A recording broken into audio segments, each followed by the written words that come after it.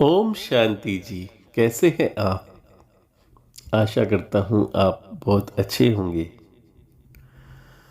तो आज हम चर्चा करते हैं जन्म मरण के रहस्य पर कि जन्म क्या है, मरण क्या है और मरने के बाद हम जाते कहाँ हैं। यानी इस जन्म मरण का रहस्य क्या है।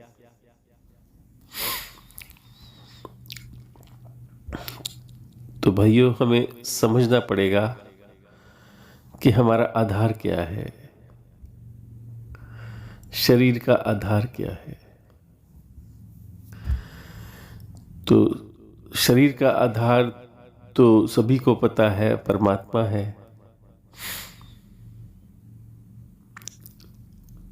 और परमात्मा ही सर्वत्र है, उसी को हम आत्मा कहते हैं। तो आत्मा तो सब जगह है, सर्वत्र है, सर्वव्यापक है। ऐसा कोई स्थान नहीं है जहां आत्मा ना हो और आत्मा से जीव ना हो, जीवन ना हो। तो आत्मा ही जीवन है सभी का, यानी सभी का आधार आत्मा है। और आत्मा का आधार एक परमात्मा है। तो बेसिकली हम यही कहेंगे, आत्मा ही परमात्मा है। जिस प्रकार सागर है, सागर का आधार जल है और जल सर्वत्र है और उसी को हम सागर कहते हैं, जिसका अंत नहीं है। अनंत जल को ही हम स्थूल दुनिया में सागर कहते हैं। और सागर में मन रूपी लहरें उठती हैं और लहरों से बुलबुले बनते हैं। तो आप इसी तरह समझिए कि सागर से मन बना, यानी मन रूपी लहरें बनी। इसी तरह आत्मा से मन बना और मन से शरीर बने। तो हम मन को ही जीव कहते हैं। आत्मा से जीव बना और जीव से शरीर बने। और शरीर मरने के बाद क्या बनेगा? यदि शरीर को ज्ञान हो जाए आत्मा का, तो डायरेक्ट वो आत्मा बनेगा, सर्वत्र बनेगा, यानी निराकार बनेगा। और यदि उसको ज्ञान नहीं हुआ तो वो दोबारा से मन बनेगा। और मन को ही हम जीव कहते हैं, जिसके अंदर अंतस्करण होता है, मन बुद्धि संस्कार होता है, अहंकार होता है, उसको हम मन कहते हैं। और मन अपने कर्मों के अनुसार बार बार जन्म लेता है, अपनी प्रवृत्ति के अनुसार वो योनियां लेता है, अपनी जातियां लेता है। जैसे कर्म करता है उसको वैसा ही फल प्राप्त होता है, उसको वैसी गति प्राप्त होती है कर्मों के आधार पर। तो आप देख रहे हैं इस दुनिया में कितनी प्रकार की जातियां हैं। हम जातियां इसको कहते हैं, जैसे पशुओं में जातियां हो गई, पक्षियों में जातियां हो गई, तरह तरह के पक्षी हैं, तरह तरह के पशु हैं, तरह तरह के जानवर हैं। हम मनुष्यों में जातियां नहीं कहते, मनुष्य एक ही जाति है। तो कर्मों के अनुसार से हमें जातियां मिलती हैं इस संसार में, कर्मों के आधार पर। तो जैसा कर्म करते हैं वैसा फल मिलता है, वैसी प्राप्ति होती है। तो कर्म कैसे होता है? अपनी नॉलेज के अनुसार होता है। जितनी आपके अंदर नॉलेज है, जितना आप सत्यता को जानते हैं, उसी के आधार पर आप कर्म करते हैं। अगर आप अज्ञानी हैं तो आपसे कर्म उल्टे सीधे होते हैं। और आपके अंदर सत्यता है तो आपके विचार अच्छे होंगे, शुद्ध होंगे, दूसरे के लिए हितकारी होंगे, उचित ही होंगे, अनुचित कभी कर नहीं पाएंगे। अज्ञानता मतलब ज्ञान में आप अनुचित कभी नहीं करेंगे। जिसके अंदर विवेक होगा वो उचित ही करेगा, अनुचित कभी नहीं करेगा। तो आप समझ गए भाइयों, शरीर बना, शरीर में बुद्धि भी होती है, संस्कार भी होते हैं, स्मृति भी होती है, अब प्रारब्ध भी होता है। प्रारब्ध वो होता है जो पिछले जन्मों से वो लेकर के आता है इस जन्म में, उसको हम प्रारब्ध कहते हैं। और प्रारब्ध से उसकी स्मृति में जो रिकॉर्डिंग है वो बुद्धि में आती है और बुद्धि से वो कार्य करता है और वैसे ही उसका संग बनता है। जैसी रिकॉर्डिंग होती है, जैसा प्रारब्ध होता है वैसा उसका संग होता है, और जैसा संग होता है वैसा रंग होता है। फिर वैसे ही उसका खान पान होता है, जैसा खान पान होता है वैसी बुद्धि बनती है। फिर वैसे ही कार्य होते हैं, वैसी वाणी होती है, फिर फल भी उसको वैसे ही मिलता है। तो अपने कर्मों पे ध्यान देना है हमें, अपने मन पे ध्यान देना है, अपनी बुद्धि पे ध्यान देना है, अपने खान पान पे ध्यान देना है। यदि हमारा खान पान शुद्ध है तो मन भी शुद्ध होगा, विचार भी शुद्ध आएंगे, आपकी वाणी भी पवित्र निकलेगी, सत्य ही निकलेगा, झूठ कभी नहीं निकलेगा। झूठों के साथ आप रहोगे भी नहीं, झूठे आपके पास आएंगे भी नहीं। सच बोलोगे, सत्य ही प्रकाशित होगा आपके मुख से। और सत्य वही बोलता है जिसको आत्मज्ञान है, जिसको नॉलेज है, जो निराकार अवस्था धारण कर चुका है, जो निराकार को जानता है, जो परमात्मा को जानता है, जो आत्मा को जानता है, जो आत्मज्ञानी है, वो हमेशा सत्य ही बोलेगा, वो झूठ कभी नहीं बोलेगा। तो इसलिए आप समझिए कि हमारे शरीर का क्या कार्य है। शरीर सपोज आपका मर जाता है, लेकिन आत्मा कभी नहीं मरती। आत्मा जिसने जागृत कर ली, यानी चेतना को पा लिया, चेतना को जान लिया, जो चेतन बन चुका है जिसका मन, वो फिर मन नहीं बनेगा, वो चेतन ही बनेगा। चेतन मन चेतन ही बन जाएगा। और जो चेतन को मन जानता नहीं है वो मन ही बनेगा दोबारा से, यानी वो जीव ही रहेगा। तो उसे हम जीव आत्मा कहते हैं, संसारिक भाषा में उसको जीव आत्मा कहते हैं, जो बार बार जन्म लेती है। जिस प्रकार आप सोचिए, एक सागर है, सागर में मन रूपी लहर बनी, लहर से बुलबुले बने। यदि बुलबुले को फिर से जल बनना है तो क्या होगा? तो उसे समाना पड़ेगा, उसे ज्ञान होना चाहिए, उसे नॉलेज होगी तो वो समुद्र में समा जाएगा। और उसे नॉलेज नहीं होगी तो बुझ तो जाएगा बुलबुला, ऊपर ऊपर तैरता रहेगा, फिर लहर में आएगा, फिर दोबारा से बुलबुला बनेगा। तो बारंबार वो किनारे पर रहेगा और फिर से लहर के साथ आएगा और बुलबुला बनता जाएगा, फिर बुलबुला बनेगा, फिर वो लहर बनेगा, फिर बुलबुला बनेगा। तो उसका अंत नहीं होगा, वो चलता रहेगा लहर के साथ। इसी प्रकार हम इस दुनिया में बार बार जन्म लेते रहते हैं, बार बार जन्मते रहते हैं, मरते रहते हैं, जन्म लेते रहते हैं, दुख को पाते रहते हैं। थोड़ी देर में सुखी हो जाते हैं, थोड़ी देर में दुखी हो जाते हैं। तो ये मन का कार्य है सुख दुख होना। सुख दुख किसके साथ है? मन के साथ है। और परम शांति किसके साथ है? जो आत्मज्ञानी बन चुका है, जिसको पता लग चुका है मैं कौन हूं। जो अपने आप को नहीं जानता वो बार बार मरता है यहाँ, और जो जान गया वो कभी नहीं मरता, वो अमर हो जाता है, वो सर्वत्र हो जाता है, वो निराकार हो जाता है, वो उसको अपवर्ग मिल जाता है। तो यहाँ स्वर्ग नरक किसे चाहिए? मन को चाहिए। मन ही स्वर्ग चाहता है और मन ही अपने कर्मों से नरक पाता है। तो अब आप सोचिए कि आप मन है कि आत्मा है। अब लहर से पूछिए कि तू जल है या लहर है।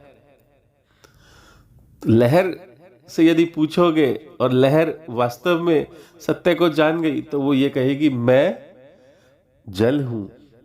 और बुलबुला यदि सत्य को जान गया तो बुलबुला भी यही बोलेगा मैं जल हूं, मैं बुलबुला नहीं हूं, ना मैं लहर हूं, मैं जल हूं। इसी प्रकार यदि मन यदि जान गया है कि मैं आत्मा हूं, तो वो अपने आप को आत्मा ही कहेगा, मन नहीं कहेगा, यानी जीव नहीं कहेगा, अहंकार भी नहीं कहेगा, अपने आप को बुद्धि भी नहीं कहेगा, तो कहेगा मैं आत्मा हूं। और आत्मा का धर्म ये होता है, और आत्मा सर्वव्यापी होती है, आत्मा सबको एक नज़र से देखती है, आत्मा सबका भला चाहती है, अपने लिए कुछ नहीं चाहती, देना चाहती है। तो आत्मा के गुण उसमें आ जाएंगे। यदि मन के गुण होंगे तो मन तो आपको पता है अपना ही सोचता है, मन तो अपने आप को बड़ा बनाना सोचता है, विकसित करना चाहता है, अनंत बनना चाहता है, क्योंकि अंदर उसको गुण आ गया ना अनंत का, वो बड़ा बड़ा बड़ा और बड़ा, और एक दिन फट जाता है, मर जाता है। आप सोचिए, क्या कोई बड़ा बन पाया? बनने की कोशिश तो सबने की, लेकिन धराशायी हो गए। बड़े बड़े आए आज, सब मिट्टी में मिल गए। आज मिट्टी से पूछो, देखो मिट्टी की तरफ, सब मिट्टी बन गए। मिट्टी से भी लाखों घड़े बनते हैं, फिर मिट्टी बन जाते हैं। क्या कोई स्थायी है? नहीं। तो आप समझिए पुनर्जन्म को अच्छे से। यदि हमें इस संसार में दोबारा से जन्म लेना है, तो हमें मन बने रहना पड़ेगा, इच्छाओं में ग्रसित रहना पड़ेगा, दोबारा जन्म होगा। और यदि जन्म नहीं चाहते, अजन्मा बनना चाहते हैं और अपवर्ग चाहते हैं और कुछ दुनिया के लिए करना चाहते हैं, तो आपका अपवर्ग में जन्म होगा। आप बड़े संत या ज्ञानी या बहुत बड़े राजा बन सकते हैं, लेकिन नॉलेज से, ज्ञान से, ये नहीं कि पैसे से या पढ़ाई करने से या प्रतिष्ठा हासिल करने से, उससे कुछ नहीं होगा। ये सब माया है। माया का मतलब झूठी झूठ, छनन। आपने सुना होगा, गीता में भी एक अक्षर पुरुष है, एक अक्षरातीत है और एक क्षर पुरुष है। 3 पुरुष है यहाँ, 3 की लीला है। क्षर का मतलब छनन हो जाना, जिसे हम जीव सृष्टि कहते हैं, और अक्षर का मतलब है ईश्वरीय सृष्टि, और अक्षरातीत का मतलब वो निर्लेप सागर, अनंत, जो सर्वत्र है। उसी को मैं आत्मा भी कहता हूँ, परमात्मा भी कहता हूँ। वही आत्मा है, वही परमात्मा है।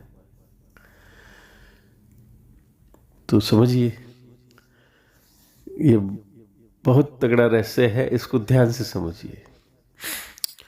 फिर आ जाती है बात कि कौन नॉलेज दे हमें। इंसान ही इंसान को नॉलेज दे रहा है, तो इंसान सोचता है ये झूठ है।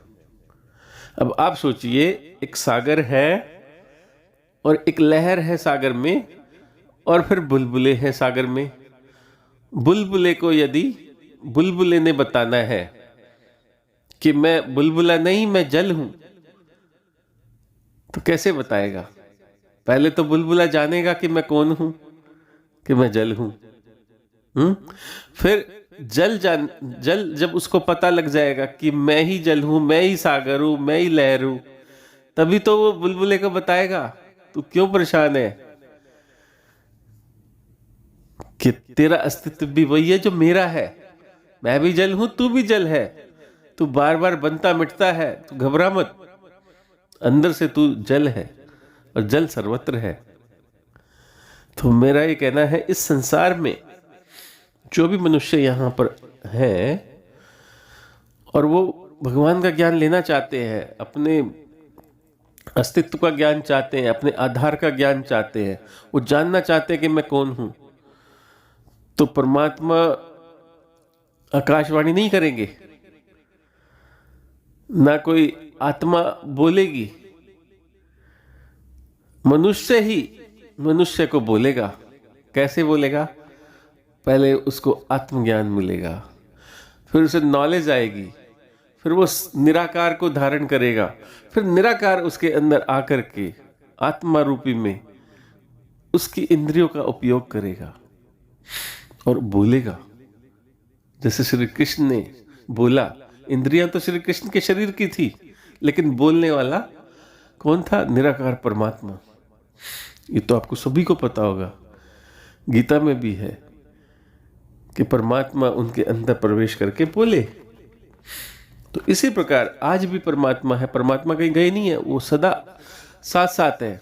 रचना और रचिता साथ साथ होते हैं, उनका घोर संबंध है, वो कभी दूर नहीं हो सकते। आप देखो ना, जल में बुलबुला और जल साथ साथ होते हैं, लहर के साथ जल साथ साथ होती है ना, अलग तो नहीं होते। तो इसी तरह आत्मा परमात्मा एक है और शरीर के अंदर आत्मा है, और आत्मा से शरीर चल रहा है और चलता ही रहेगा आत्मा से ही। आत्मा कभी मरती नहीं है, अजर अमर है। शरीर बार बार मिटता है फिर बनता है, क्योंकि वो सूक्ष्म अणुओं से बना है, सूक्ष्म सृष्टि से बना है, सूक्ष्म रूप से बना है, तभी उसके आकार आ जाते हैं। वो भिन्न भिन्न आकारों में इसलिए बट गया है क्योंकि जिस प्रकार बुलबुले बन जाते हैं अलग अलग अहंकार के कारण, प्रतिभाषित हो जाता है। प्रतिभाषित इस प्रकार से प्रतिबिंब बन जाते हैं अनेकों। जैसे ऊपर एक सूर्य है और नीचे घास है, घास में अनेकों बहुत सारी बूंदें पड़ी है ओस की, और ऊपर सूर्य चमक रहा है तो उन ओस की बूंदों में भी सूर्य आपको नजर आएगा, प्रतिभाषित होगा। तो नीचे वाला जीव तो यही सोचेगा ना ये सूर्य है। चींटी अगर ऊपर उठा के देखेगी तो उसी को सूर्य मान लेगी, जो घास में बूंद दिखाई दे रही है उसमें सूर्य दिख रहा है, ऊपर तो जा ही नहीं पाएगा उसका। तो इसी प्रकार हम भी भगवान को वही मान लेते हैं जो सामने चित्र आ जाता है, या जो मान्यताएं मानते आ रहे हैं हम सब। गहराई में तो हम डूब ही नहीं पाते हैं। यदि हम गहराई में डूबे, यानी बुलबुला यदि अपने अंदर डूबेगा तभी तो उसे पता चलेगा कि मैं जल हूं, मेरा अस्तित्व जल है। लहर को भी तो तभी पता चलेगा कि मेरा अस्तित्व जल है। तो हम बाहर की तरफ देख रहे हैं, बाहर की तरफ आंखें हैं हमारी, अंदर की तरफ अंतर मन से यदि हम देखेंगे तो पता चलेगा कि हमारा अस्तित्व क्या है। हमारा अस्तित्व आत्मा है, अजर अमर है, सर्वत्र है। हम मन नहीं है, क्योंकि हम मन को ही आत्मा समझे बैठे हैं। गलती हमसे ये हो रही है कि मन को ही हम बार बार समझ लेते हैं कि आत्मा है। लोग कहते हैं ये दुरात्मा है, ये पापी आत्मा है, ये वो आत्मा है, ये वो आत्मा है। आत्मा कभी पापी नहीं हो सकती, न दुरात्मा हो सकती, न जीव की आत्मा हो सकती, न कीड़े मकोड़े की आत्मा हो सकती। ये मूर्ख हैं जो इस प्रकार से बातें करते हैं, उनको आत्मज्ञान नहीं है, जो कीड़े मकोड़े वाली आत्मा बोलते हैं। आत्मा तो सत्य है, वो तो अमृत है, वो जन्म नहीं लेती, अजन्मी है।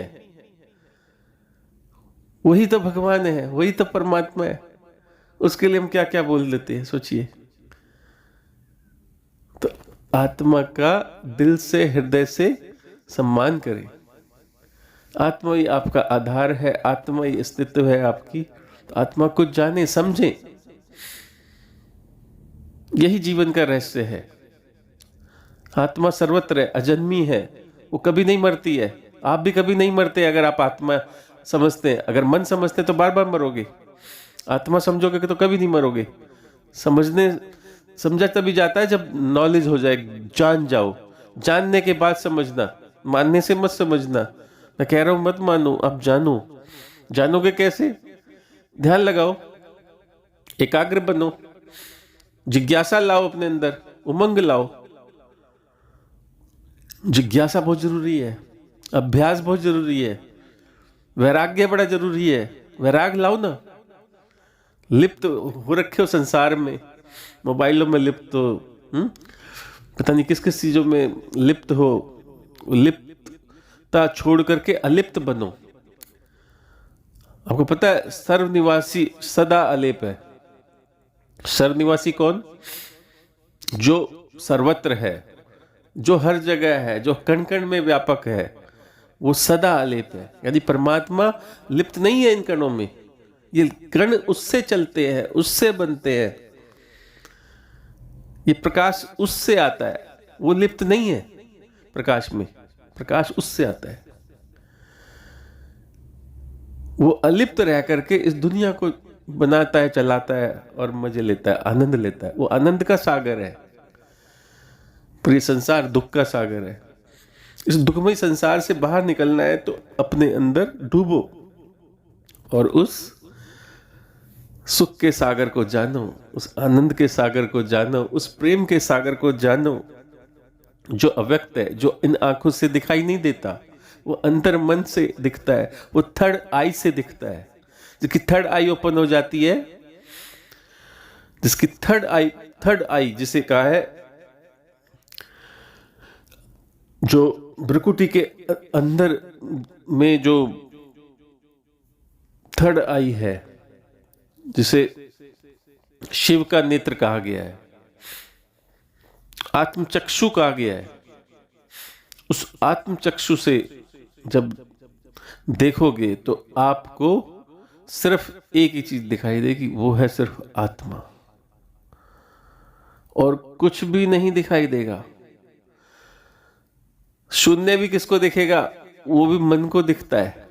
मन की आंखों से यदि आप देखोगे तो शून्य दिखाई देगा, पूरा अंधकार दिखेगा, काला ही काला दिखेगा, ब्लैक ही दिखेगा, या फिर रेड दिखेगा। रेड और ब्लैक दो कलर दिखेंगे, फिर व्हाइट भी दिखेगा मन की आंखों से। लेकिन यदि आत्मा को आपने महसूस करना है, देखना है, तो आपको चमकता हुआ हीरे जैसा प्रकाश आप ही के अंदर दिखेगा। आप ही कहोगे मैं आत्मा हूं, मेरे अलावा और कुछ भी नहीं दिखेगा। ना ब्लैक दिखेगा, ना रेड दिखेगा, कोई कलर वहां नहीं दिखेगा। सिर्फ चमकता हुआ डायमंड का प्रकाश आपको अपने अंदर दिखेगा कि मैं ही प्रकाश हूं, मैं ही डायमंड हूं, मैं ही सर्वत्र हूं, हर जगह मैं हूं, ये दिखेगा और कुछ नहीं दिखेगा। तो तीन नेत्र है हमारे अंदर। एक शरीर का नेत्र है, एक मन का नेत्र है, और एक आत्मा का नेत्र है। उस आत्मचक्षु से देखोगे तो सारा रहस्य खुल जाएगा। तो उस रहस्य को अपने अंदर जगाओ और समझो। ये समझ लो कि मैं शरीर नहीं बोल रहा हूं, मैं मन नहीं बोल रहा हूं, समझ लो मैं आत्मा बोल रहा हूं। ये मेरी आत्मा की आवाज है। इसको सच मानो या झूठ मानो, वो आपकी मर्जी है। अगर आपके अंदर आत्मा है, जागृत है, तो आपको समझने में देर नहीं लगेगी। और यदि आप मन हैं तो आप नहीं समझ सकते इन बातों को।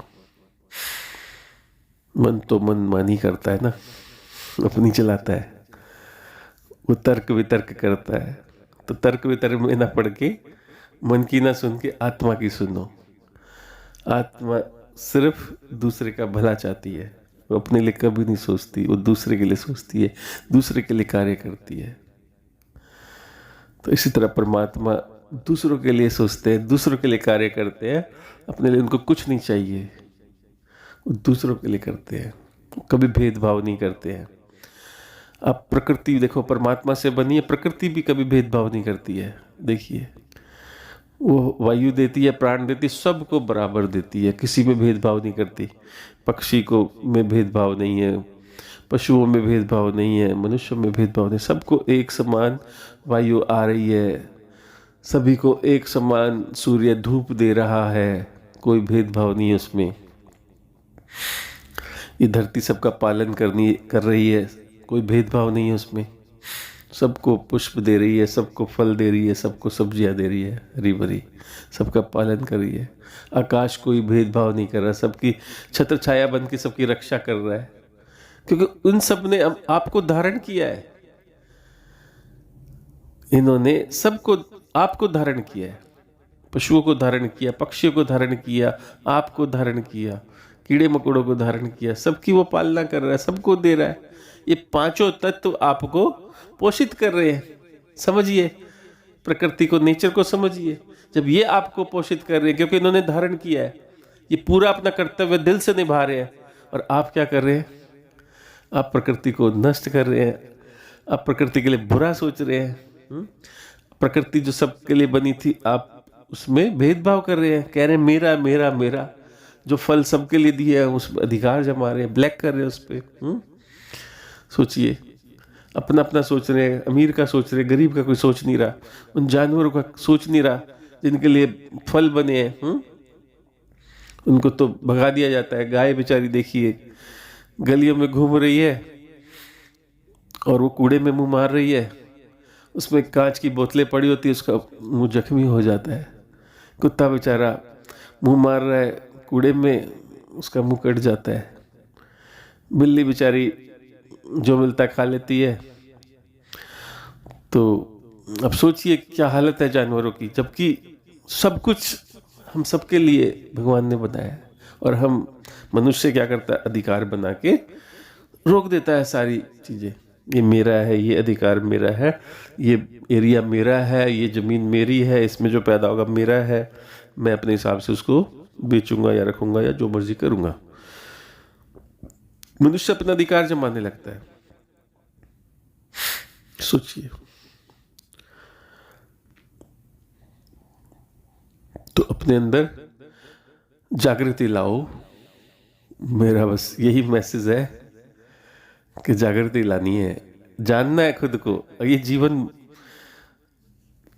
बार बार नहीं मिलेगा, एक बार आपको इस संसार में आप आए हो, इसी वक्त आपको जानना है, नहीं तो फिर दोबारा आप पता नहीं कौन सी जाति में, कौन सी योनि में आप जन्म ले लेंगे। कुछ पता है? कुछ भी नहीं पता। पता नहीं कितना दुख भोगना पड़े। जानवर बेचारे कितना दुख भोग रहे हैं, और हम मनुष्य जातियों में देखिए आप, कोई कितना दुख भोग रहा है तो कोई कितना सुख भोग रहा है। सब कर्मों के फल से। कर्मों से आप संचित तो कर लोगे कर्म, यानी कि स्वर्ग नरक पालोगे, लेकिन इससे पार नहीं हो पाओगे, यहीं फंसे रहोगे। तो इंसान का कर्तव्य है खुद को जाने, अपने आप को पार करे, मन से परे जाओ, अमन में जाओ, मन को देखो। जो मन को देख ले वही दृष्टा है। नहीं तो मन ही शरीर की आंखों से दुनिया को देख रहा है, और मन ही चला रहा है इस दुनिया को, और मन से दुनिया चल रही है। लेकिन आप ये नहीं सोचे कि मन किससे बना है? मन बना है हमसे, और मन से बनी है दुनिया, मन से ये संसार बनता है, और मन हमसे बनता है। आप समझिए मन को, और मन से परे अमन में जाकर आनंद को पाइए, आनंदित रहिए। अगर आप मन से परे अमन में रहेंगे ना, तो हर वक्त आनंदित रहेंगे, कोई आपको बीमारी भी नहीं आएगी, आप खुश रहेंगे, हैप्पी रहेंगे, सदा खुश रहेंगे। और यदि मन में रहेंगे तो मन तो सुख दुख में लिप्त होता है, राग द्वेष में लिप्त होता है। अब दूसरों के चित्र याद कर करके दुखी होते रहेंगे, उसने मेरे साथ ऐसा किया था, उसने ऐसा किया था, उसका मैं ये कर दूं, यही होता रहेगा माइंड में। या फिर उल्टे सीधे ख्याल आते रहेंगे। बैंक में मान लो बहुत सारा बैलेंस है, तो मन आपका अहंकारी बना रहेगा, मैं तो बहुत अमीर हूँ। और कल को बैंक डूब जाए तो क्या हाल होगा आपका? तो पैसा कहाँ पड़ा? आपका बैंक में पड़ा है, मन में थोड़ी पड़ा है। मन भाव में है उसके, क्योंकि अभाव में रहता है तो भाव भी आ सकता है। तो भाव अभाव से परे अलिप्त रहिए ना, आनंद में रहिए। अपना ठीक है, कमाइए, रोजी रोटी कमाइए, कार्य भी कीजिए, सारे कार्य जरूरी है, शरीर दिया है भगवान ने तो सब कुछ करना है, लेकिन लिमिटेड, अनलिमिटेड नहीं। दूसरे का हक मार के जमा मत करो। उतना एरिया लो अपने पास जितनी आपकी जरूरत है, उतना पैसा रखो जितनी जरूरत है।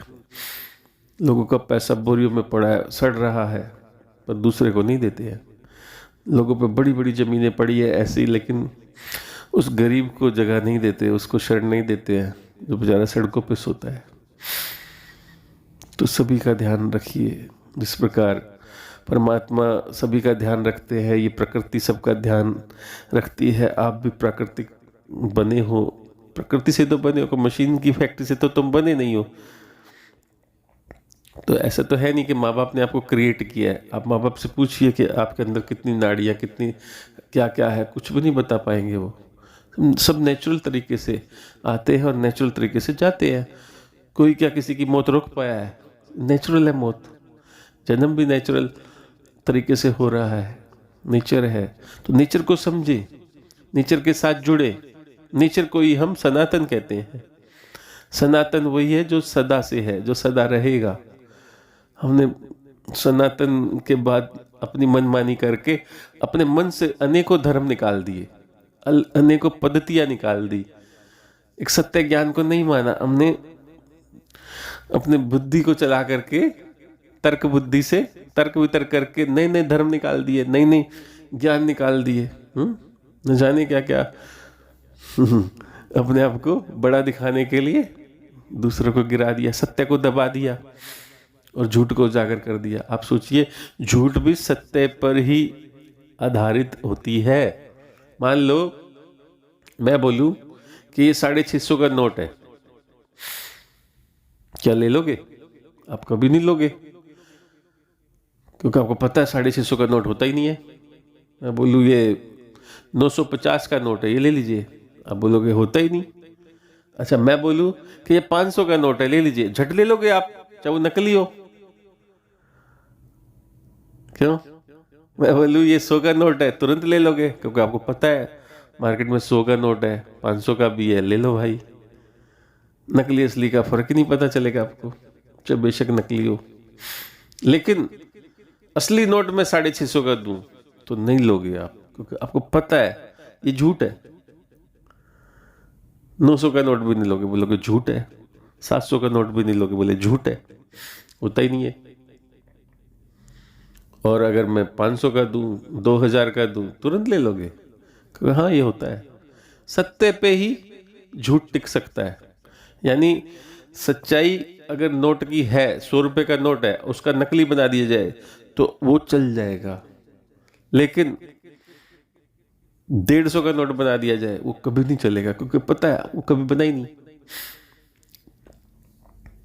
तो झूठ के लिए भी सत्य का आधार चाहिए, समझे? तो समझिए, सत्यता को समझिए। सत्य बहुत जरूरी है।